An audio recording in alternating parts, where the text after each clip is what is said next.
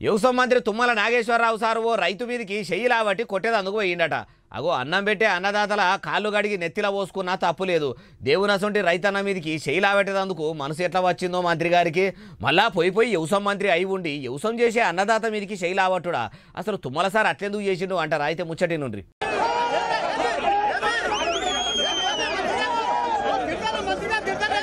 అగగో మంత్రి సారు శైలాబట్టి అందినకాడికి అంటించేదందుకే చూస్తున్నట్టు అనిపిస్తలేదు. మరి ఇట్లా తుమ్మల సారుకు కొట్టేంత కోపం తెప్పించే మాట ఏమని ఉంటాడు అంటారా?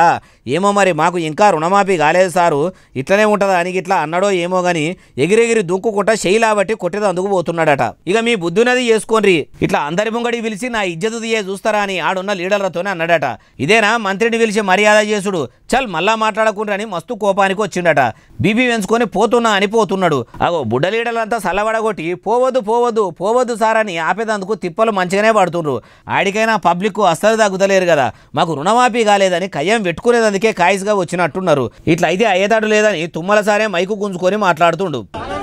చెప్పేది 2 లక్షలు ఉంటే వేస్తా, నువ్వు 50,000 కట్టకపోతే నీకు రెగ్యులర్ కాదు, లోన్ రాదు అంటే ఆ కుటుంబాన్ని ఇన్నరా 2 లక్షల లోపు ఉంటే రుణమాఫీ చేస్తాము, కానీ 2 లక్షల మీదికి బాకీలు ఉంటే మీది పైసలు కట్టుకోవాలి. అటెనక సిక్కి 2 లక్షల లోను మాఫీ చేస్తామని అనుకొచ్చిండు. ఆడున్న అన్నదాతలందరూ కూడా మళ్ళా మీరు అంతకంటే ఎక్కువ కట్టిన 50,000 ఇయ్యరు కదా సారు అంటే, మీరు పాత బాకీ కట్టినాక మళ్ళీ మీరు 2,50,000నో 3 లక్షలో ఎంతనో మీ బుద్ధునంతా లోన్ తీసుకోర్రి, మాకు సంబంధం కూడా లేదు అన్న తరీకాలు అనుకొచ్చిండు. కానీ చూసినరా దేశంలోనే ఏ పార్టీ చేయనట్టు షే పార్టీ అన్నదాతలకు 2 లక్షల రుణమాఫీ చేసిందని మలి ముఖ్యమంత్రి యనుమల రేవంతాలు సారు అంత గొప్పగా చెప్పుకున్నాడు తప్పితే రైతులకు అందరికీ రుణమాఫీ కాకపోయేసరికి ఇట్లా మంత్రులను సుడిపెట్టి ఒడిపెట్టే కాడికి రాబట్టే. అదే మీరు అందరికీ రుణమాఫీ చేస్తే అభిషేకాలు చేసేటోళ్ళు కావచ్చు కదా సారు అంటుర్రు ఈ ముచ్చటిన్నోళ్ళు.